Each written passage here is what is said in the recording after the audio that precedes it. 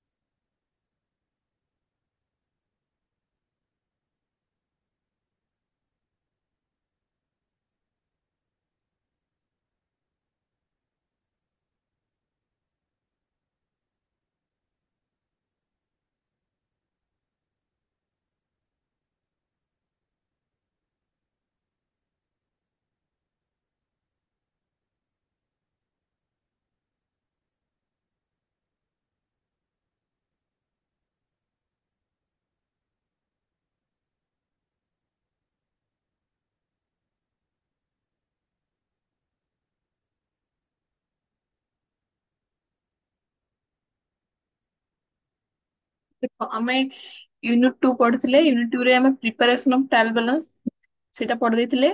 Classified profit and loss account और balance sheet और bank reconciliation ए सब हमें अल्प अल्प पढ़िथिले। ओके, फर्स्ट हमें टर्मिनोलॉजी पढ़िथिले, बेसिक टर्मिनोलॉजी जहाँ अछि अकाउंटिंग रो। तापरे तापरे डेबिट और क्रेडिट रो रूल्स कोन हम सेटा देखिथिले। तापर हम अकाउंट सब क्लासिफाई करथिले, जोटा प्रॉफिट एंड लॉस अकाउंट कोटा कोटा हम केमती ट्रीटमेंट कहार केमती करबा। तो तमे अकाउंट्स को फर्स्ट क्लासिफिकेशन रो भी सिखिथिले भलसे।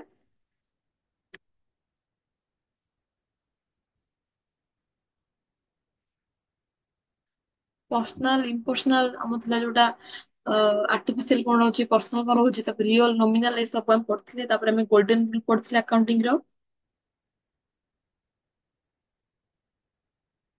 ओके, तापर हम पढ़थिले जर्नल कोन होची। तो हम book of entry first journal को रेकॉर्ड करची जहाँ ट्रांजैक्शन से जर्नल पढ़थिले। जर्नल पर्पस कोन, तार रूल्स कोन, तार स्पेसिमेन, तापर किछि एग्जांपल भी हम करथिले। ଆଉ ନେକ୍ସଟ ରେ ଚାରିଟା ଆମର କଣ इम्पोर्टेंट ଆମର ଚାରିଟା ट्रांजैक्शन थिला। Outstanding expenses, prepaid expenses, accrued income, then income received in advance. ए चारटा भी बहुत भलसे पढ़थिले। तापरे लेजर, ଆମର लेजर को हम जेम जेतरा आफ्टर प्रिपेयरिंग जर्नल, जर्नल को लेजर जर्नल को एंट्री कला पर जर्नल ले तापर हमें लेजर को पोस्टिंग करथिले अकाउंट अनुसार को अकाउंट रे टोटल केते खर्च होईची। ओके, लेजर पर लेजर लेजर पर ଆମେ ଟ୍ରାଏଲ ବାଲାନ୍ସ ପଢୁଥିଲେ କି ଆମେ ଆକ୍ୟୁରେସି ଆରିଥମେଟିକାଲ ଆକ୍ୟୁରେସି ଜାଣିବା ପାଇଁ ଆମେ ଟ୍ରାଏଲ ବାଲାନ୍ସ କେମିତି ପ୍ରିପେୟାର କରୁଥିଲେ, ମାନେ debit total debit is equal to total credit କେମିତି ହଉଥିଲା। ଓକେ, ତାପରେ ହଁ ଆମର ଥିଲେ ଏରର୍ସ ପଢିଥିଲେ, ସିନା ଅଳ୍ପ କିଛି ଏରର ପଢିଥିଲେ। ତ ଏଇଟା ମୁଁ ଆଉଥରେ ଆଜି ଟିକେ ଡିସ୍କସ କରିଦଉଛି। First error in trial balance ରେ ଆମେ ଦେଖିଥିଲେ କୋଉ ଏରର ସବୁ ଟ୍ରାଏଲ ବାଲାନ୍ସ ଡିସକ୍ଲୋଜ ଥାଏ ଆଉ କୋଉ ସବୁ ଡିସକ୍ଲୋଜ ନଥାଏ, କିନ୍ତୁ ସେ ସବୁ ଏରର୍ସ ମାନେ ଆକ୍ଚୁଆଲି ଏରର ହେଇଥାଏ। ଓକେ, ଫାଷ୍ଟ ଆସିଲା errors which are disclosed by trial balance। ଆମେ ଫାର୍ଷ୍ଟ ପଢିଥିଲେ ଭଲସେ, ତ ମୁଁ ଆଉଥରେ କହିଦଉଛି।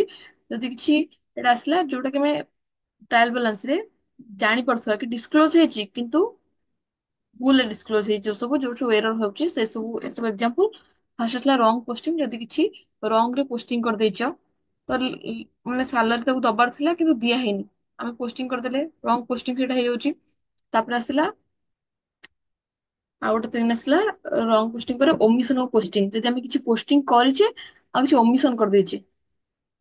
ଓକେ, ମାନେ 100 ଟଙ୍କା ବଦଳରେ ଆମେ 50 ଟଙ୍କା ବୁକ୍ କରିଛେ, ତ ସେଇଟା ରଙ୍ଗ ପୋଷ୍ଟିଂ ଆମର ଆସିଲା ଓମିସନ ଅଫ ପୋଷ୍ଟିଂ। ତାପରେ ଆସିଲା ଏରର ଇନ କାଷ୍ଟିଂ ଆଉ ଟୋଟାଲିଂ, ଯେତେବେଳେ ଆମେ ଟୋଟାଲ କରୁଛେ ମନେକର 10ଟା ଆଇଟମକୁ ଆମକୁ ଟୋଟାଲ କରିବାର ଅଛି। ଗୋଟେ ଲୋକଠୁ ଆମେ 10ଟା, ଗୋଟେ ଲୋକ ସହିତ 10ଟା ଟ୍ରାଞ୍ଜାକ୍ସନ ହେଇଛି, ଆମେ ତ ଟୋଟାଲିଂ କରୁଛେ 9ଟା ଆଇଟମ ର ଆମାଉଣ୍ଟ ମିଶେଇଛି, ତ କାଷ୍ଟିଂ ଟୋଟାଲିଂ ରେ ବି ଏରର ହେଇପାରେ। ତାପରେ ଏରର୍ସ ଇନ୍ ବାଲାନ୍ସିଂ, ବାଲାନ୍ସିଂ ରେ ସେମିତି, ବାଲାନ୍ସିଂ ରେ କଣ ହଉଛି, ସେମ ଯେମିତି ଟୋଟାଲିଂ ରେ ଭୁଲ ହଉଛି, ସେମିତି ବାଲାନ୍ସିଂ ମାନେ ଟୋଟାଲ ଟାକୁ ମିଶେଇଲା ବେଳେ ସେ କିଛି ବି ଗୋଟେ ଭୁଲ ଯାଇପାରେ। ତାପରେ ଡବଲ ପୋଷ୍ଟିଂ, ଗୋଟେ ଲୋକକୁ ଆମେ ଗୋଟେ ଲୋକଠୁ ପରଚେଜ କରିଛେ କି ଜିନିଷ, କିନ୍ତୁ ତାକୁ ସେଇ ଜିନିଷ ପାଇଁ ଦିଥର ପେମେଣ୍ଟ କରିଦେଇଛି, ତ ଡବଲ ପୋଷ୍ଟିଂ କରିଦେଇଛି, ସେଇଟା ବି ଗୋଟେ ଏରର। ତାପରେ ଇନକମ୍ପ୍ଲିଟ ଡବଲ ଏଣ୍ଟ୍ରି, ଏଇଟା କଣ ହଉଛି, ଯେତେବେଳେ ଆମେ କିଛି ଏଣ୍ଟ୍ରି କରୁଛେ, ଯଦି ଡବଲ ଏଣ୍ଟ୍ରି ଗୋଟେ ଜାଗାରେ ଡେବିଟ୍ କରିବା ଗୋଟେ ଜାଗାରେ କ୍ରେଡିଟ୍ କରିବା, ତ ଡେବିଟ୍ କରିଦେଇଛି କିନ୍ତୁ କ୍ରେଡିଟ ଟା ଅଳ୍ପ ଟଙ୍କା କରୁଛେ, ତ ମିଶୁନି, ଇକ୍ୱାଲ ହଉନି, ତ ଇନକମ୍ପ୍ଲିଟ ଡବଲ ଏଣ୍ଟ୍ରି ସେଇଟା ବି ହେଇପାରିବ। ତାପରେ ବାଲାନ୍ସ କ୍ୟାରିଡ୍ ଫରୱାର୍ଡ ରଙ୍ଗଲି, ଯଦି ବାଲାନ୍ସ ଟା ଆମର 100 ଟଙ୍କା ବଞ୍ଚିଛି କିନ୍ତୁ ଆମେ ଭୁଲରେ କ୍ୟାରି ଫରୱାର୍ଡ କରୁଛେ କି ଆମର 200 ଟଙ୍କା ଅଛି, ଓକେ, ତ ସେଇଟା ବି ଗୋଟେ ୱାନ୍ ଟାଇପ ଅଫ ଏରର। ତାପରେ ଭ୍ୟାରିଏସନ ଇନ୍ ଆମାଉଣ୍ଟ, ଆଚ୍ଛା ଏଇଟା ହଉଛି, ମନେକର ଆମର 1000 ଟଙ୍କା ଆମେ ପକେଇଛେ, ଗୋଟେ ଲୋକକୁ 1000 ଟଙ୍କା ଦବାର ଅଛି, ଯଦି ଆଉ ଗୋଟେ ଜିରୋ ପକେଇଦବା 10,000 ହେଇଗଲା, ତ ବୁକ୍ ରେ ଏମିତି ଭ୍ୟାରିଏସନ ଇନ୍ ଆମାଉଣ୍ଟ ହେଇପାରିବ। ଓକେ, ତାପରେ ରଙ୍ଗ ଟୋଟାଲ ଇନ୍ ଟ୍ରାଏଲ ବାଲାନ୍ସ, ହଁ ଏଇଟା କଣ ହବ, ଯଦି ଆମ ଟ୍ରାଏଲ ବାଲାନ୍ସ ରେ ଡେବିଟ୍ କ୍ରେଡିଟ୍ ସହିତ ମିଶୁନଥିବ, ତ ସେଇଟା ବି ଆମର ଗୋଟେ ରଙ୍ଗ ଆମର ହେଇଛି, ମାନେ ଆମ ଡେବିଟ୍ ଟା ଟୋଟାଲ କ୍ରେଡିଟ୍ ସହିତ ମିଶୁନି, କିନ୍ତୁ ଭୁଲ ଅଛି କୋଉଥିରେ, ଆମ ଟୋଟାଲିଂ ରେ ଭୁଲ ଅଛି, ଆମେ ମିଶେଇ ପାରୁନା ଠିକ ସେ, ତ ଏସବୁ ହେଲା ଟ୍ରାଏଲ, ଆମେ ଆକ୍ଚୁଆଲି ସବୁ ଡିସକ୍ଲୋଜ କରିଛେ, ବଟ ତାପରେ ବି ଏସବୁ କିଛି କିଛି ଏରର ରହିଯାଏ। ଓକେ, ତାପରେ ନେକ୍ସଟ ଚାଲିବା ହେଲା errors which are not disclose by a trial balance. ତମେ ଆର୍ଟିକଲଟା ବହୁତ ସର୍ଟରେ ପଢିଥିଲେ, ମୁଁ ଆଜି ଟିକେ ଭଲସେ ବୁଝେଇ ଦଉଛି। ଏଟା ହଉଛି କି ଉପରେ ଯୋଉଟା ଥିଲା, ଆମେ ଡିସକ୍ଲୋଜ କରୁଥିଲେ ବୁକ୍ସ ଅଫ୍ ଆକାଉଣ୍ଟସ ରେ, ଡିସକ୍ଲୋଜ କରୁଥିଲେ। ହ୍ୟାଲୋ, ହଁ ମ୍ୟାଡାମ, ସହ କରୁନି। ଗୋଟେ ମିନିଟ ରୁ,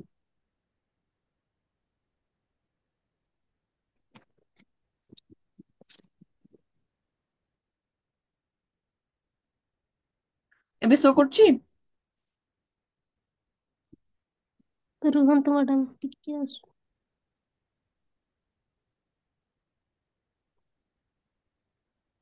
ଆଜ୍ଞା ମ୍ୟାଡାମ।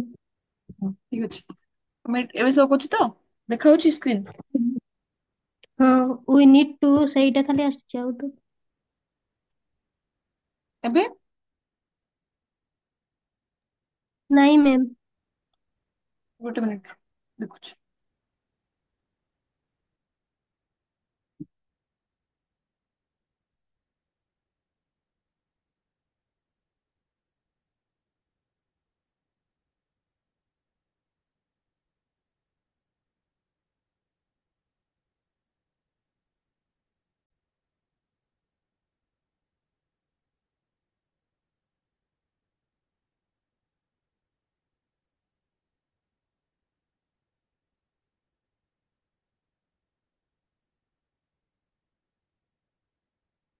ଏବେ ଦେଖ, ନାଇଁ ମ୍ୟାମ୍, ଖାଲି ସେ ୱି ନିଡ୍ ଟୁ ଲେଖା ହେଇଛି ସେଇଟା।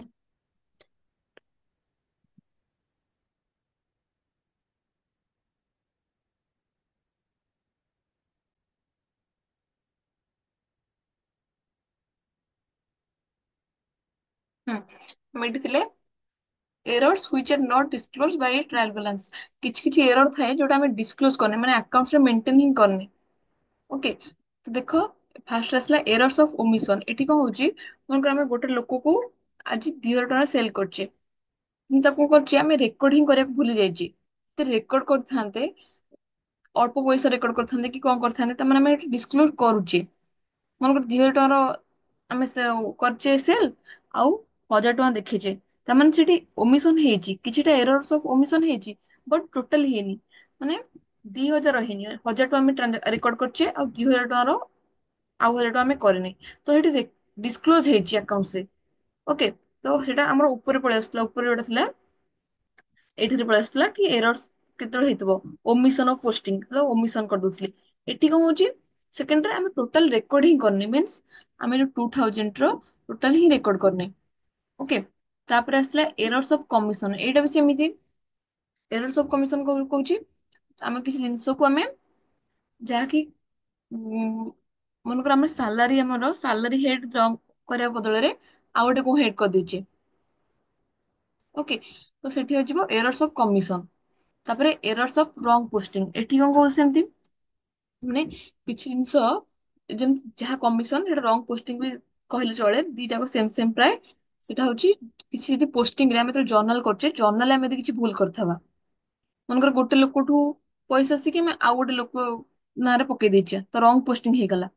ଓକେ, ତ ତାପରେ ଆସିଲା କମ୍ପେନସେ ନାଇଁ ରଙ୍ଗ ପୋଷ୍ଟିଂ କହୁଛି ମିନ୍ସ ଆମର ଯୋଉ ଟ୍ରାଞ୍ଜାକ୍ସନ ଟା ହେଇଛି ତାକୁ ସାଲାରୀ ହେଇଛି, ସାଲାରୀ ଜାଗାରେ ଆଉ ଗୋଟେ ଲୋକ ଦବା ପାଇଁ ଆଉ ଗୋଟେ ଲୋକ ନାଁରେ ପଡିଯାଇଛି, କିନ୍ତୁ ଯୋଉ ଲୋକକୁ ଆକ୍ଚୁଆଲି ଦବା କଥା ତାକୁ ତ ଆମେ ଡିସକ୍ଲୋଜ କରିନେ, ଏଟା ରଙ୍ଗ ପୋଷ୍ଟିଂ ଆସିଗଲା। ତାପରେ କମ୍ପେନସେଟିଂ ଏରର, ଏଇଟା କଣ ହଉଛି ଦେଖ, ମନେକର ଆମର ଇନଭେଣ୍ଟୋରି ଅଛି, ଇନଭେଣ୍ଟୋରିକୁ ଆମେ କିଛି ରାଇଟ୍ ଅପ୍ କରିବାର ଥିଲା। ଓକେ, ତ ଆଉ କିଛି ଆମର ଷ୍ଟକ୍, ଦେଖ ଷ୍ଟକ୍ ଟା ଇନଭେଣ୍ଟୋରି ଟା ଅଲଗା ଅଲଗା ଜିନିଷ। ଷ୍ଟକ୍ ଏଟା ଆମର ହଉଛି ଯୋଉଟା ଆମର ମାନୁଫାକ୍ଚର ଆମେ କରୁଛେ, ଆଉ ଇନଭେଣ୍ଟୋରି ମନେକର ଆମେ ଯୋଉଟା ଆମର ଜିନିଷ ସବୁ ଆମେ ଯୋଉଟା ଆମେ ରଖୁଛେ, ମାନେ ବିଜନେସ ଯାହା ସବୁ ୟୁଜ ହବ ସେଇଟା ହେଲା ଇନଭେଣ୍ଟୋରି। ତ ଇନଭେଣ୍ଟୋରି କି ଆମେ କଣ କରିବା, ଷ୍ଟକ୍ ଟା ଆମର ସେଲ ହେଇଛି କିନ୍ତୁ ଆମେ ଇନଭେଣ୍ଟୋରିରୁ ତାକୁ ଲେସ୍ କରିଦଉଛେ। ଓକେ, କିନ୍ତୁ ଆକ୍ଚୁଆଲି ଲେସ୍ କରିବା କଥା ଷ୍ଟକ୍ ରୁ। ଆଉ ଯେହେତୁ ଇନଭେଣ୍ଟୋରି ଆମେ ଲେସ୍ କରିଦଉଛେ, ଯୋଉଟା ଆମେ ଆକ୍ଚୁଆଲି ଆମେ ଇନଭେଣ୍ଟୋରିକୁ ରାଇଟ୍ ଅପ୍ କରିବାର ଥିଲା, ତ ମନେକର ସେତିକି ଟଙ୍କାର ଆମେ ଇନଭେଣ୍ଟୋରିକୁ ସେଲ୍ ଦେଖିଦେଇଛେ, କିନ୍ତୁ ଆକ୍ଚୁଆଲି ଏଇଟା କଣ ରାଇଟ୍ ଅପ୍ ହେଇଥାନ୍ତା, ତ ଏଠି ବି ଡିସକ୍ଲୋଜ ହେଇନି, କିନ୍ତୁ ଇନଭେଣ୍ଟୋରିରେ କିଛି ଫରକ ବି ପଡୁନି, କାରଣ ରାଇଟ୍ ଅପ୍ ହବାର ଥିଲା, ଏଇଟା ସେଲ୍ସ ଦେଖାଯାଇଛି। ତ ଏଇଟା କମ୍ପେନସେଟିଂ ଏରର ଆସିଯିବ। ତାପରେ ଆସିଲା ଏରର୍ସ ଅଫ ପ୍ରିନ୍ସିପଲ। ଆମେ ବହୁତ ସାରା ପ୍ରିନ୍ସିପଲ ପଢିଥିଲେ ଆକାଉଣ୍ଟିଂରେ ମେନ୍ ସବୁ ଆଜମ୍ପସନକୁ ନେଇକି ଆମେ ଆକାଉଣ୍ଟିଂ ଷ୍ଟେଟମେଣ୍ଟ ସବୁ ପ୍ରିପେୟାର କରୁଛେ। ତ ଯଦି ସେଇ ପ୍ରିନ୍ସିପୁଲରେ କିଛି ଏରର ଆସିବ, ସେଟା ହବ ଏରର୍ସ ଅଫ ପ୍ରିନ୍ସିପୁଲ। ଓକେ, ଆମେ କେତେ ବହୁତ ସାରା ପ୍ରିନ୍ସିପଲ ପଢିଥିଲେ, ତାର କନସେପ୍ଟ ଆଉ କେତେ ସାରା going concern, dual aspect concept ବହୁତ ସାରା କନସେପ୍ଟ ପଢିଥିଲେ।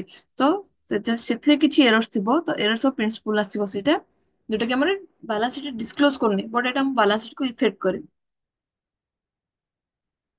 ଓକେ,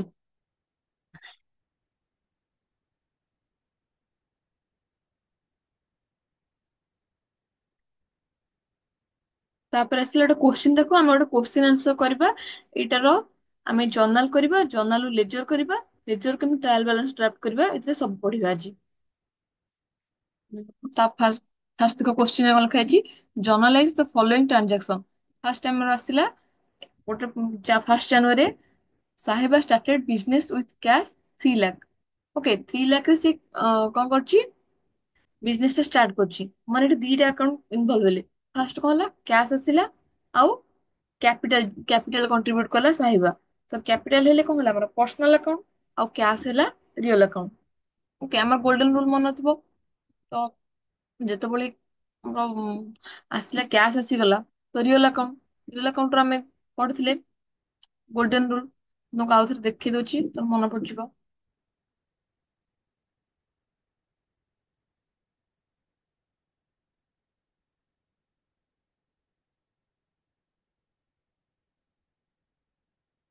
ହଁ, ଏଇଟା ହେଲା ଆମର ଥମ୍ବ ରୁଲ ଅଫ ଆକାଉଣ୍ଟିଂ, ଯୋଉଟା ଆମେ ଗୋଲ୍ଡେନ ରୁଲସ ଅଫ ଆକାଉଣ୍ଟିଂ କହୁଛେ।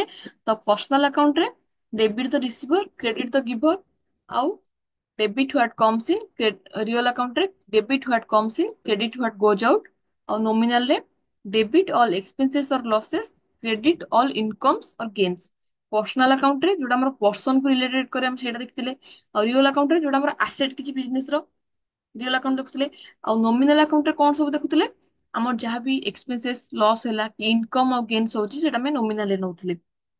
ଓକେ, ଦେଖ ଏବେ କୋଶ୍ଚିନ୍ କୁ ଚାଲ ଯିବା।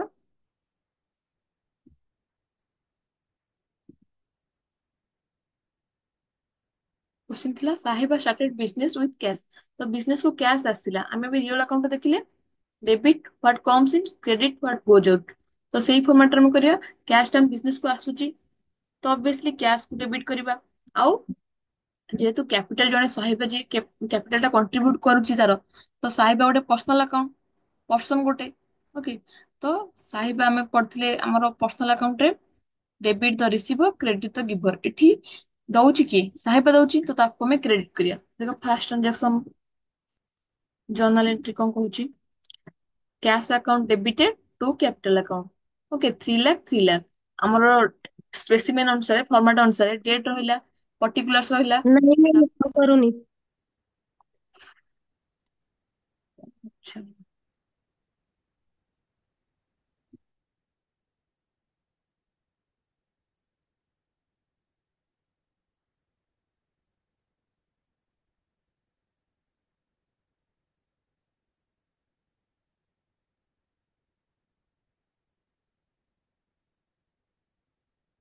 ଏବେ ଶୋ କରୁଛି।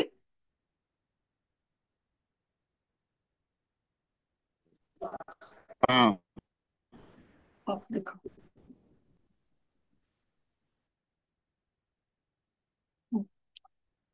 ସ୍କ୍ରିନ୍ ଭିଜିବୁଲ ହଉଛି ତ? ଦେଖ ଏବେ।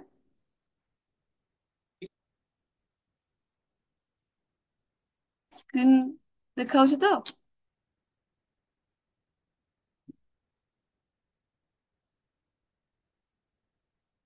ଦେଖ ଫାଷ୍ଟ ଟ୍ରାଞ୍ଜାକ୍ସନ ଥିଲା କ୍ୟାଶ ବିଜନେସ କୁ ଆସିଥିଲା, ଆଉ ସାହିବା ଯିଏ ସିଏ କଣ୍ଟ୍ରିବ୍ୟୁଟ କରିଛି। ତ ଆମର ସ୍ପେସିମେନ ଅନୁସାରେ ଆମର ଡେଟ୍ ରହିଲା, particulars, ledger folio, debit amount, credit amount. ତ 1 ଜାନୁଆରୀ 2024 ରେ ହେଇଛି। ତ କ୍ୟାଶ ଆସିଲା, କ୍ୟାଶ ଆକାଉଣ୍ଟ ଡେବିଟେଡ ହେଲା ରିଅଲ ଆକାଉଣ୍ଟ ଅନୁସାରେ ଟୁ କ୍ୟାପିଟାଲ ଆକାଉଣ୍ଟ କ୍ରେଡିଟ ହେଲା 3 ଲାख। ତ ମୁଁ କହିଥିଲି ଯେତେବେଳେ ବି ଆମେ ଜର୍ନାଲ ଏଣ୍ଟ୍ରି କରିବା ଆମେ ତାର ଗୋଟେ ନ୍ୟାରେସନ ଲେଖିବା ବହୁତ ଜରୁରୀ। ତ ଯାହାବି ଆମର ଜିନିଷ ମାନେ ଘଟଣା ଯାହା ବି ଘଟିଥିବ, ଯାହା ବି ଅକର ହେଇଥିବ, ସେଇଟାକୁ ଆମେ ବାସ୍ ନାରେସନରେ ଭଲସେ ଲେଖିବାର ଅଛି। ତ being business started with cash, business ଟା କୋଉଥିରୁ ଷ୍ଟାର୍ଟ ହେଲା? କ୍ୟାଶ ରେ। ତ being business started with cash ଆମେ ଲେଖିଦେଲେ। ତାପରେ ସେକେଣ୍ଡ ଟ୍ରାଞ୍ଜାକ୍ସନ କୁ ଯିବା। ଲେଖା ହେଇଛି ପରଚେଜ ଗୁଡସ୍ ରୁପିଜ 7050, 7,050 ଟଙ୍କା ଆମେ କିଛି ଜିନିଷ ପରଚେଜ କରିଛେ। ତ ବାସ୍ ସେମିତି କ୍ୟାଶ ଯାଇଛି ଆଉ ପରଚେଜ ଜିନିଷ ଆସିଛି। ତ 3rd ଜାନୁଆରୀ ଆମେ ସେମିତି ଲେଖିବା। 3rd January purchase account debit to cash account. ଏଠି କଣ ହଉଛି ପରଚେଜ ଆମ ପାଇଁ ୱାନ୍ ଟାଇପ ଅଫ ଏକ୍ସପେନ୍ସେସ୍। ତ ନୋମିନାଲ ଆକାଉଣ୍ଟ ଅନୁସାରେ ଆମେ ପଢିଥିଲେ debit all expenses and losses. ତ ଏଇଟା ଆମ ପାଇଁ ପରଚେଜ ଯେହେତୁ ଗୋଟେ ଏକ୍ସପେନ୍ସେସ୍, ତ ତାକୁ ଆମେ ଡେବିଟ୍ କଲେ। ଆଉ ଟୁ କ୍ୟାଶ ଆକାଉଣ୍ଟ, ଆମକୁ କ୍ୟାଶ ଟା ଯାଉଛି। ରିଅଲ ଆକାଉଣ୍ଟ ର ଅନୁସାରେ debit what comes in, credit what goes out. ତ ଏଠି କ୍ୟାଶ ଟା ଆମକୁ ଯାଉଛି, ତ ତାକୁ ଆମେ କ୍ରେଡିଟ୍ କଲେ। ଓକେ। ତ purchase account debited to cash account. Being goods purchase in cash. ତାପରେ ଯାହାବି ନାରେସନ ଆମର ଦରକାର, ବିଙ୍ଗ ଜିନିଷଟା ଆମର କିଣା ହେଇଛି ତାକୁ ଆମେ ଭଲସେ ଲେଖିଦେଲେ, ନାରେସନ କରିଦେଲେ। ତ ଡେଟ୍ ପକେଇଲେ, ଆମର ଯାହା ଡେବିଟ୍ କରିବା କଥା, କାହାକୁ କ୍ରେଡିଟ୍ କରିବା କଥା, ଦିଟା ଆକାଉଣ୍ଟ ଯାହା ଇନଭଲ୍ଭ ଅଛନ୍ତି ତାକୁ କଲେ, ନାରେସନ ଲେଖିଲେ। ଏଲିଫ ଟାକୁ ତମେ ବାସ୍ ଫର୍ମାଟ ରେ ଛାଡିଦବ, କିଛି ଲେଖିବା ଦରକାର ନାହିଁ। ତାପରେ debit amount, credit amount. Okay. ତାପରେ 3rd ନମ୍ବର ଟ୍ରାଞ୍ଜାକ୍ସନ କୁ ଯିବା।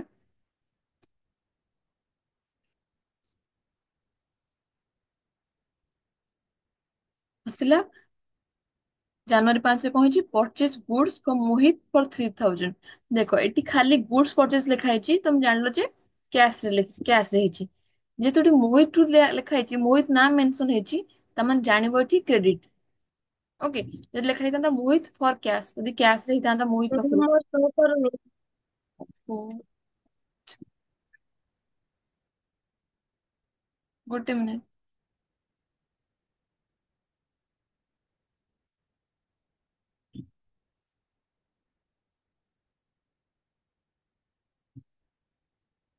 ଏବେ ଦେଖା ହଉଛି?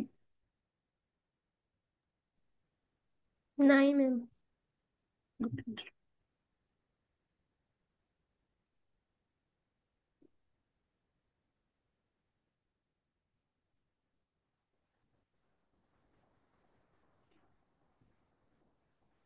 ଏବେ ଆଜ୍ଞା ମ୍ୟାମ୍।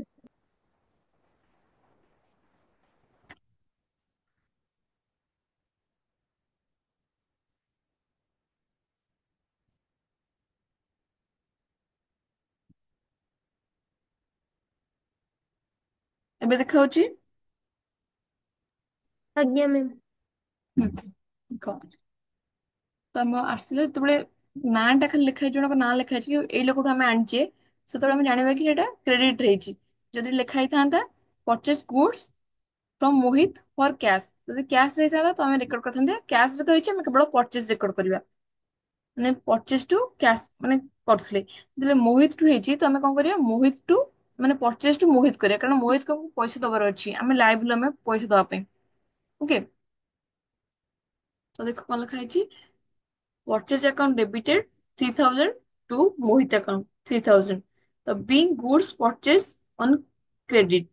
ଏଇଠି କଣ ଦେଖ ପରଚେଜ ଆକାଉଣ୍ଟ ଅନୁସାରେ, ନୋମିନାଲ ଆକାଉଣ୍ଟ ଅନୁସାରେ ଆମ ପାଇଁ ଗୋଟେ ଏକ୍ସପେନ୍ସେସ୍, ଆମେ ତାକୁ ଡେବିଟ୍ କରିଦେଲେ। ତାପରେ ମୋହିତ କଣ ହଉଛି? ମୋହିତ ଗୋଟେ ପର୍ସନାଲ ଆକାଉଣ୍ଟ। ପର୍ସନାଲ ଆକାଉଣ୍ଟରେ ଆମେ ଦେଖିଥିଲେ ଯିଏ ରିସିଭର ତାକୁ ଆମେ ଡେବିଟ୍ କରିବା, ଆଉ ଯିଏ ଗିଭର ତାକୁ ଆମେ କ୍ରେଡିଟ୍ କରିବା। ତ debit the receiver credit the ଗିଭର, ଏଠି ମୋହିତ ଆମକୁ ଦଉଛି ତ ଅବଭିୟସଲି ଆମେ ତାକୁ କ୍ରେଡିଟ୍ କରିବା। Purchase account debited two Mohit account, ତ being goods purchase on credit ଆମେ ନାରେସନ ଲିଖିଦେଲେ, କୋଉ ଦିନ ଟ୍ରାଞ୍ଜାକ୍ସନ ହେଇଥିଲା ଡେଟ୍ ବି ପକେଇଲେ। ଓକେ, 3000 ପକେଇଦେଲେ।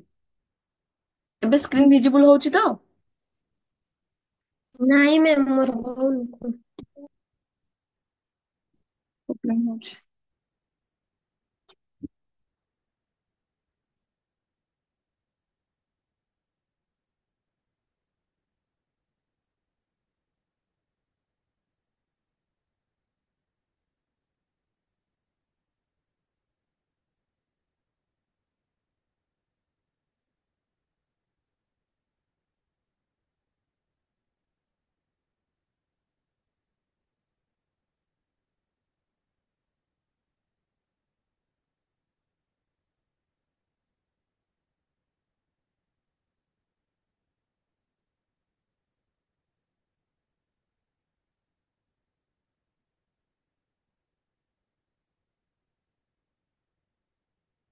ଏବେ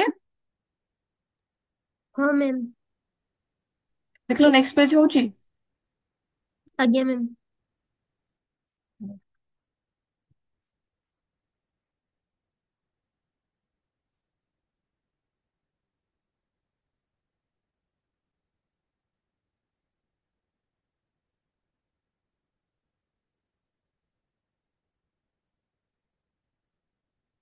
ହଁ, ତ ଆମର ତାପରେ ଜାନୁଆରୀ 7 ରେ କଣ ହେଇଛି, additional capital introduce into business. ତ ଫାର୍ଷ୍ଟ ଆମେ ଯେତେବେଳେ ଆସିଥିଲା କ୍ୟାଶ ଆସିଥିଲା ଆଉ କ୍ୟାପିଟାଲ ଥିଲା, ତ ଏଇଠି ପୁଣି ସେମିତି ଆଉ ଥରେ କ୍ୟାପିଟାଲ ଇଣ୍ଟ୍ରୋଡ୍ୟୁସ କଲେ, ତ ସେମିତି cash account debited to capital account. Okay, 50,000 January 7 ରେ ହେଇଛି। ତ ଦେଖ 7 ରେ, 7 January cash account debit to capital account, 50,000 50,000 being additional capital introduce. Okay, ଯେମିତି ଫାର୍ଷ୍ଟ ଏଣ୍ଟ୍ରି କରିଥିଲେ ଏଇଟା ବି ପୁରା ଡିଟୋ ସେମିତି। ତାପରେ ଜାନୁଆରୀ 17 ରେ କଣ ହେଇଛି, ଗୁଡ୍ସ ୱିଡ୍ରନ୍ ବାଇ ସବିତା ସହିବା ଫର ପର୍ସନାଲ ୟୁଜ 9,500, 9,500 ଟଙ୍କାର ସେ ତାର ପର୍ସନାଲ ୟୁଜିଂ ପାଇଁ କିଛି ଗୁଡ୍ସ ୱିଡ୍ରନ୍ କରୁଛି। ଓକେ, ତ ଆମେ ଜାଣିଥିଲେ ଯେତେବେଳେ ଗୁଡ୍ସ ୱିଡ୍ରନ୍ କରିବା ମିନ୍ସ ତା ପାଇଁ ଯିଏ ଆମର ଓନର ତା ପାଇଁ ଡ୍ରଇଂସ ହେଲେ କଣ ହବ, ତମ ତା କ୍ୟାପିଟାଲ କମିଯିବ ପଇସା। ଦେଖ ଟ୍ରାଞ୍ଜାକ୍ସନ କଣ ହେଇଛି ଆମର,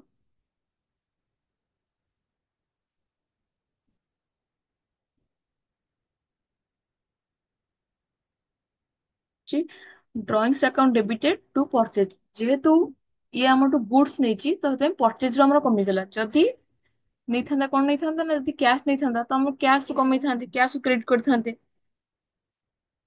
ତ drawings account debit to purchase account, ତ ଏଟା ପୁଣି ଦେଖ ନାରେସନ ଲେଖା ଅଛି, being goods withdrawn from business for personal use. ଯେହେତୁ ପର୍ସନାଲ ୟୁଜ ପାଇଁ ସିଏ କିଛି ଗୁଡ୍ସ ୱିଡ୍ରନ୍ କରୁଛି ତ ଆମର ଡ୍ରଇଂସ ଆକାଉଣ୍ଟ କୁ ଡେବିଟ କରାହେଲା। ଏଠି ରିସିଭର କିଏ, ଏଠି ସହିବା ହେଲା ରିସିଭର, ତ ପର୍ସନାଲ ଆକାଉଣ୍ଟ ଅନୁସାରେ ଡେବିଟ ଦ ରିସିଭର, ତମେ ଡ୍ରଇଂସ ଆମେ ଏଠି ଡେବିଟ କଲେ। ଓକେ, ଯେହେତୁ ପର୍ସନାଲ ଆକାଉଣ୍ଟ, ଯେହେତୁ ଏଇଟା ସହିବା ଏଠି ରିସିଭ କରୁଛି, ତ drawings account debited to purchase account କଲେ। ତାପରେ ନେକ୍ସଟ ଟ୍ରାଞ୍ଜାକ୍ସନ ହଉଛି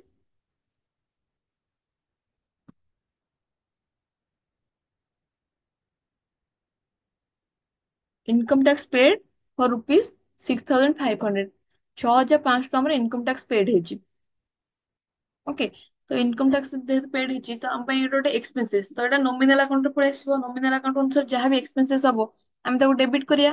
ଆଉ ଏକ୍ସପେନ୍ସେସ୍ ପେଡ୍ ହେଇଛି ମାନେ ଆମର କ୍ୟାଶ ନହେଲେ ବ୍ୟାଙ୍କ ଯୋଉଥିରେ ହେଇଥିବ।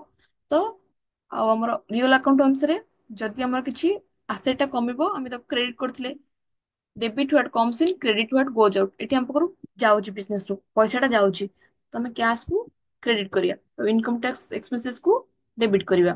ତ ଦେଖ income tax account debited to cash account being income tax paid, ନାରେସନରେ ଲେଖିଦେଲେ, ତାର ଡେଟ୍ ପକେଇଲେ, ଆଉ 6,500 6,500 ବି ଲେଖିଦେଇଛି। ତାପରେ ନେକ୍ସଟ ଟ୍ରାଞ୍ଜାକ୍ସନ ଯିବା, ଲେଖା ହେଇଛି sold goods for rupees 8,520, 8,520। ଏତେ ଟଙ୍କାର ଗୁଡ୍ସ ଆମେ ସେଲ୍ କରୁଛେ। ଦେଖ ଯେତେବେଳେ ଗୁଡ୍ ସେଲ୍ କରୁଛେ ମିନ୍ସ ଆମ ପାଖକୁ କ୍ୟାଶ ଟା ଆସୁଛି। ଓକେ, କ୍ୟାଶ ଆସୁଛି, ଗୁଡ୍ସ ଯାଉଛି। ତ ସେଇଠୁ ଆମେ ତାହେଲେ ଦେଖିବା କଣ କରୁଛି। ଯେତେବେଳେ କ୍ୟାଶ ଆସୁଛି ଆମେ ରିଅଲ ଆକାଉଣ୍ଟ ଅନୁସାରେ debit what comes in, cash ଆସୁଛି ତ କ୍ୟାଶ କୁ ଅବଭିୟସଲି ଡେବିଟ୍ କରିବା। ଆଉ ସେଲ୍ ଆମ ପାଇଁ ଗୋଟେ ୱାନ୍ ଟାଇପ୍ ଅଫ୍ ଇନକମ୍, ଗୋଟେ ରେଭିନ୍ୟୁ ଆମ ବିଜନେସ ପାଇଁ। ତ ଯାହାବି ଆମର ସେଲ୍ ହବ ଆମେ ଆମର ନୋମିନାଲ ଆକାଉଣ୍ଟ ଅନୁସାରେ ପଡିଥିଲେ ଯାହାବି ଆମର ଇନକମ୍ ଆଉ ଗେନ୍ ହବ ଆମେ ତାକୁ କ୍ରେଡିଟ୍ କରିବା। ତ ଅବଭିୟସଲି ଏଟା ସେଲ୍ ଆକାଉଣ୍ଟ ଟା କ୍ରେଡିଟ୍ ହବ। ଦେଖୁ cash account debit to sales account being good sold, 8,520, 8,520 ଡେଟ୍ ପକେଇଦେଲେ। ଏତିକି ବୁଝି ହେଲା? ବୁଝିହେଲା ନା ଆଉ କିଛି ଡାଉଟ୍ ଅଛି? ଆଜ୍ଞା ମ୍ୟାମ୍। ହୁଁ। ତାପରେ ଆମର ନେକ୍ସଟ କଣ କହିଥିଲେ, ଆମେ ତାକୁ ଜର୍ନାଲ କରିବା, ଜର୍ନାଲ କରିକି ଲେଜର କରିବା, ଲେଜରରୁ ଟ୍ରାଏଲ ବାଲାନ୍ସ କରିବା। ତ ଆମେ ଜର୍ନାଲ ଶିଖି ଯାଇଥିଲେ ଭଲସେ, ଲେଜର କେମିତି ଗୋଟେ ଗୋଟେ ଆକାଉଣ୍ଟ ୱାଇଜ କରିବା ସେଇଟା ଏବେ ଦେଖିବା। ଏଇ ଟ୍ରାଞ୍ଜାକ୍ସନ ହିଁ ତମେ ଭଲସେ ବୁଝିପାରିବ। ଦେଖ ଫାଷ୍ଟ ଆସିଲା ଆମର କ୍ୟାଶ ଆକାଉଣ୍ଟ ବନେଇବା। ଆମର ଟ୍ରାଞ୍ଜାକ୍ସନ ଯୋଉ ହେଇଛି, ବହୁତ ସାରା ଟ୍ରାଞ୍ଜାକ୍ସନ ହେଇଛି, ଏଥିରେ କ୍ୟାଶ ର ଟ୍ରାଞ୍ଜାକ୍ସନ ବହୁତ ସାରା ହେଇଛି। ଓକେ, ତ କ୍ୟାଶ କେତେବେଳେ ଆସିଛି, କେତେବେଳେ ଯାଇଛି, କେତେବେଳେ ଆମେ ସେଲ୍ କରୁଛେ, କେତେବେଳେ ପରଚେଜ କରୁଛେ, ଇନକମ ଟ୍ୟାକ୍ସ ବି ପେମେଣ୍ଟ କରୁଛେ। ଓକେ, ତ ସବୁ କେମିତି ଗୋଟେ ଗୋଟେ କେମିତି ଫାଷ୍ଟ ଆମେ ଜର୍ନାଲ କରିଦେଲେ, ଜର୍ନାଲ ଆମେ ଗୋଟେ ଗୋଟେ ଆମେ ସବୁ ଆକାଉଣ୍ଟର ଗୋଟେ ଗୋଟେ ଷ୍ଟେଟମେଣ୍ଟ ବନେଇବା ଲେଜରରେ। ତ ଦେଖ ଫାଷ୍ଟ କ୍ୟାଶ ରେ କଣ ହେଇଛି, 1/1/24 କ୍ୟାଶ ଫାଷ୍ଟ ଆସିଛି। ମାନେ ଦେଖ ଯାହାର ଏଗେନଷ୍ଟରେ ତାକୁ ଆମେ ଜର୍ନାଲାଇଜ କରିଥବା ସେଇଟା ହିଁ କେବଳ ପକେଇବା। ଏଠି କଣ ହେଇଛି, cash account debit to capital account. Okay, cash ଏଠି ଆସିଛି, ତମେ ଦେଖିବ ଫାଷ୍ଟ ଏଇଠି କୋଉଠି କୋଉଠି କ୍ୟାଶ ଅଛି, ଯୋଉଠି ଯୋଉଠି କ୍ୟାଶ ଅଛି ଯାହା ଏଗେନଷ୍ଟରେ ସେ ଡେବିଟ୍ କି କ୍ରେଡିଟ୍ ହେଇଛି ଆମେ ବାସ୍ ସେଇଟା ରେକର୍ଡ କରିବାର ଅଛି। Cash account debit to capital 1 ଜାନୁଆରୀ ହେଇଛି। ଏଠି ଦେଖ ଲେଜରରେ କଣ ହେଇଛି, କ୍ୟାଶ ଆକାଉଣ୍ଟ ଡେବିଟ୍ ହେଲା, ଏପଟ debit side, cash account debit ହେଇଛି ଆଉ ଟୁ କ୍ୟାପିଟାଲ ଆକାଉଣ୍ଟ ପକେଇଲେ 3,000।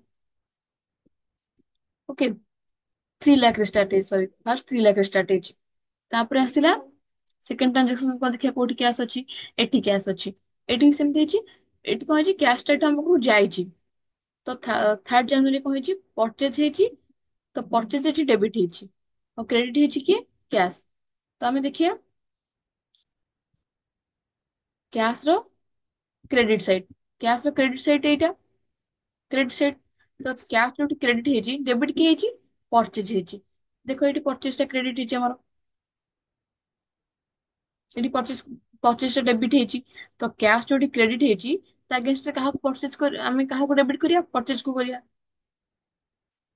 ଓକେ, ତ ତ କ୍ୟାଶ ଏଠି ଆମର କ୍ରେଡିଟ ରେ ହେଲା, ତ ତା ଏଗେନଷ୍ଟରେ ପରଚେଜ ହେଇଛି ଡେବିଟ୍, ତମେ ବାଇ ପରଚେଜ ଆକାଉଣ୍ଟ ପକେଇଦେଲେ 7050 ଡେଟ୍ ପକେଇଦେଲେ। ଲେଜରରେ ଫର୍ମାଟ ଏମିତି କରିବ, ଫାଷ୍ଟ ଏପଟ ଡେବିଟ୍ ସାଇଡ୍, ଏପଟ credit side, date, particulars, journal value, amount, ତାର ପୁଣି ସେମ ରିପିଟ ହବ, date, particulars, journal value, amount.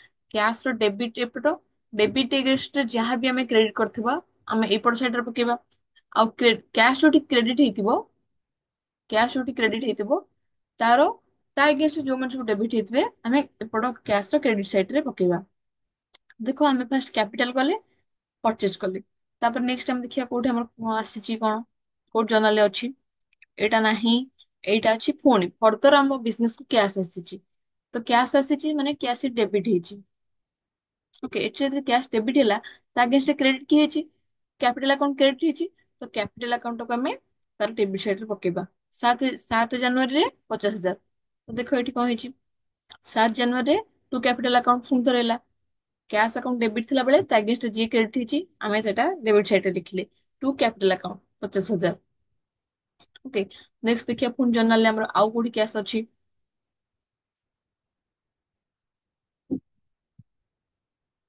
ଆସିଗଲା, ଏ ଡ୍ରଇଂସ ରେ ବି ଆମର ସେ ପରଚେଜ ନେଇଛି ମାନେ ଗୁଡ୍ସ ନେଇଛି, ତ ଆମର ଏଠି କ୍ୟାଶ ର କିଛି ଡିମାଣ୍ଡ ନାହିଁ।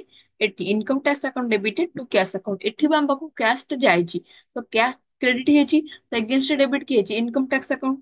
ତମେ ସେମିତି ତାର କ୍ୟାଶ ର କ୍ରେଡିଟ ସାଇଡ ରେ, କ୍ୟାଶ ଲେଜର ର କ୍ରେଡିଟ ସାଇଡ ରେ, ମାନେ ରାଇଟ ହ୍ୟାଣ୍ଡ ସାଇଡ ରେ ଆମେ ଇନକମ ଟ୍ୟାକ୍ସ କୁ ଡେବିଟ କରିବା।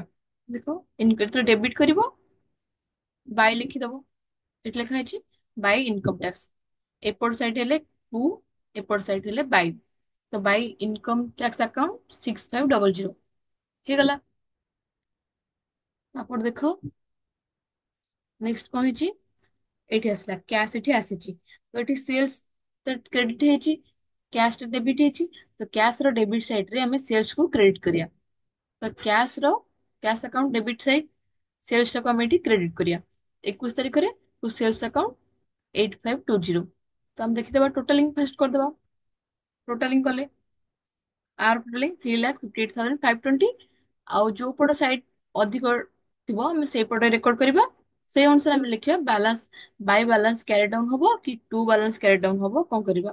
ଓକେ, ଏଇଠି ଆମର ଯେହେତୁ ଡେବିଟ ସାଇଡ ଟା ଅଧିକ ହଉଛି, ତ କ୍ରେଡିଟ ସାଇଡ ରେ ଯେତିକି ଆମର ସର୍ଟେଜ ପଡିଗଲା, ଏଇ ଦିଟାକୁ ଟୋଟାଲିଂ ରୁ ଯାହାବି ଆମର ଟୋଟାଲ ଏପଟ ଟୋଟାଲ ଟା ମାଇନସ କଲା ପରେ ଯାହା ବି ଆସିବ, ତ ସେଇ ବାଲାନ୍ସ ଟା ଆମେ କ୍ୟାରି କରିବା। ତ ଆମର ଏଠି 358,520 ରୁ 7,050 ଆଉ 6,500 ମାଇନସ କଲା ପରେ 3,44,970 ଆମର ରହିଲା। ତ ସେଇଟା ନେକ୍ସଟ ଯୋଉ ଏଇ ଡେଟା ସରିଛି 31/1 ରେ, ତ ନେକ୍ସଟ ଦିନକୁ ଆମକୁ ଏଇଟା ଟୁ ବାଲାନ୍ସ ବ୍ରଟ୍ ଡାଉନ କରିଦବା 3,44,970। ଓକେ, ଏଇ ଆମାଉଣ୍ଟ ଟା କ୍ୟାରି ଫରୱାର୍ଡ ଏଠି ହେଲା, ଏଠି ବ୍ରଟ୍ ଡାଉନ ହବ। ଏଠି ଆସୁଛି, ଏଠି କ୍ୟାରି ଫରୱାର୍ଡ ହଉଛି। ଓକେ, କ୍ୟାଶ ଆକାଉଣ୍ଟ ବୁଝିପାଇଲ। ସେମିତି ନେକ୍ସଟ ଯିବା କ୍ୟାପିଟାଲ ଆକାଉଣ୍ଟ। କ୍ୟାପିଟାଲ ଆକାଉଣ୍ଟରେ ଆମେ କଣ କରିଥିଲେ, ଫାଷ୍ଟ ଦେଖିଦବା ଟ୍ରାଞ୍ଜାକ୍ସନ କଣ କଣ ହେଇଥିଲା।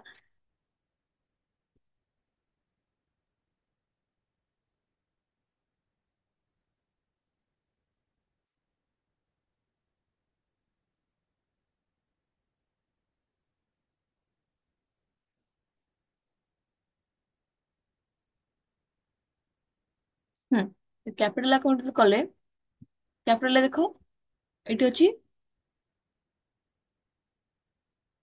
ଫାଷ୍ଟ ଆସିଲା 3 ଲକ୍ଷ ଆମ ପାଖକୁ ଆସିଛି। ତାପରେ ଏଠି ଆଉ ଗୋଟେ କ୍ୟାପିଟାଲ ଆକାଉଣ୍ଟ ଅଛି 50,000। ତ ଦିଥର ଆମକୁ କ୍ୟାଶ ଆସିଛି, କ୍ୟାପିଟାଲ ଦିଥର ଯାକ କ୍ରେଡିଟ ହେଇଛି, ତା ଏଗେନଷ୍ଟ ଡେବିଟ କି ହେଇଛି କ୍ୟାଶ ଆକାଉଣ୍ଟ। ତ ବାସ୍ ଆମେ ଏଠି କରିଦବା କ୍ୟାପିଟାଲ ଆକାଉଣ୍ଟରେ, କ୍ୟାପିଟାଲ ଆକାଉଣ୍ଟ କ୍ରେଡିଟ ହେଇଛି ଦିଟାକରେ, ତ ବାଇ କ୍ୟାଶ ଗୋଟେ ଥର 3 ଲାख ଆସିଥିଲା, ଆଉ ଥରେ 50,000। ତ ଟୋଟାଲିଂ ଆମର ହେଇଗଲା 3,50,000। ତ କ୍ୟାପିଟାଲ କେତେ ହେଇଗଲା ଆମର 3,50,000। ଏଠି ତମେ ଆଉ ଗୋଟେ ବି କରିପାରିବ, ଆମେ ଯେତିକି ଡ୍ରଇଂସ୍ ନେଇଛେ, ଚାହିଁଲେ ଡ୍ରଇଂସ୍ ଟା ବି ଏଇଠୁ କାଟିପାରିବା। ବାଇ ଡ୍ରଇଂସ୍ କରିକି ଯଦି ଡ୍ରଇଂସ୍ ପକେଇଦବା, ତାକୁ ମାଇନସ କଲା ପରେ ଯେତିକି ଆମାଉଣ୍ଟ ରହିବ, ନେଟ୍ ଆମାଉଣ୍ଟ ଆମର ରହିବ ଆଉ। ବୁଝଉଛି, ଯେତିକି ଆସିଛି କ୍ୟାଶ ଟା, ତାପରେ ଯେତିକି ଆମର ଯାଇଛି। କେମିତି ଏଟା ଆଉ ଥରେ କରିକି ଦେଇଦେବି, ଫର୍ମାଟ ପକେଇ ଦେଇଦେବି, ତମେ ଜାଣିପାରିବ। ତ ଏଠି କ୍ୟାଶ ଟା ଆମର ଯେହେତୁ କ୍ରେଡିଟ ହେଇଛି, ସରି କ୍ୟାପିଟାଲ ଯେହେତୁ ଆମର କ୍ରେଡିଟ ହେଇଛି, ତ ତା ଏଗେନଷ୍ଟ ଯିଏ ଡେବିଟ ହେଇଛି ତାକୁ ଆମେ ରାଇଟ ପଟେ ଲେଖିଲେ, କ୍ରେଡିଟ କଲେ ବାଇ କ୍ୟାଶ ଥରେ 3 ଲାख ଆସିଛି, ଆଉ ଥରେ 50,000। ତ ଟୋଟାଲିଂ ହେଇଗଲା ପରେ 3,50,000 ହେଇଗଲା। ସେଇଟା ଆମର ବାଇ ବାଲାନ୍ସ କ୍ୟାରି ଡାଉନ, ସେଇଟା ଆମର ଫାଷ୍ଟ ଥିଲା ବାଇ ବାଲାନ୍ସ କ୍ୟାରି ଡାଉନ ଥିଲା। ଆଉ ଏଠି ଟୁ ବାଲାନ୍ସ କ୍ୟାରି ଡାଉନ, ଯୋଉ ପଟ ସେଇଟା ଅଧିକ ହବ, ଯୋଉ ପଟ କମ ହବ, ସେଇ ଅନୁସାରେ ବାଲାନ୍ସ ଟା କୋଉ ପଟେ ରହିବ ତମେ ମାନେ କାଲକୁଲେଟ କଲା ପରେ ହିଁ ଜାଣିପାରିବ। ତ ଟୁ ବାଲାନ୍ସ କ୍ୟାରି ଡାଉନ ଏଠି ରହିଗଲା, ସେଇଟା ପୁଣି ଆମ ଏଠିକୁ ତାକୁ ଡ୍ରନ୍ କରିକି ଆଣିଲେ ବାଇ ବାଲାନ୍ସ ବ୍ରଟ୍ ଡାଉନ। ଓକେ, ଏଠି 3,50,000। ତାପରେ ଆସିଲା ପରଚେଜ ଆକାଉଣ୍ଟ। ପରଚେଜ ବି ଆମର ବହୁତ ସାରା ପରଚେଜ ହେଇଛି। ତାପରେ ଦେଖ ଗୋଟେ ଗୋଟେ ଦେଖିବା।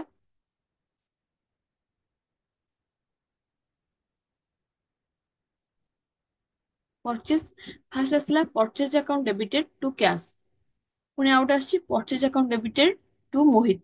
ତ ଏଇଠି କଣ ହେଇଛି, ପରଚେଜ ଆକାଉଣ୍ଟ ଡେବିଟ୍ ହେଇଛି, ସେକେଣ୍ଡ ଟ୍ରାଞ୍ଜାକ୍ସନରେ ବି ପରଚେଜ ଆକାଉଣ୍ଟ ଡେବିଟ୍ ହେଇଛି। ଯେତେବେଳେ ଡେବିଟ୍ ନାଇଁ ହବ, ମ୍ୟାମ୍, ସତ କରୁନି, ସତ କରୁନି। ପ୍ରୋବ୍ଲେମ ହଉଛି ଟିକେ ଜାଣିପାରୁନି, ଟିକେ ଗୋଟେ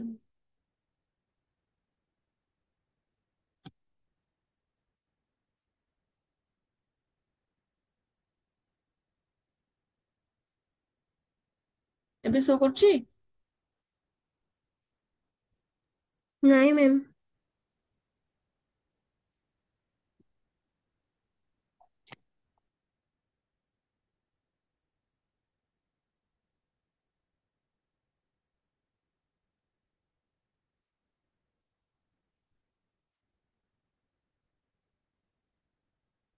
ଏବେ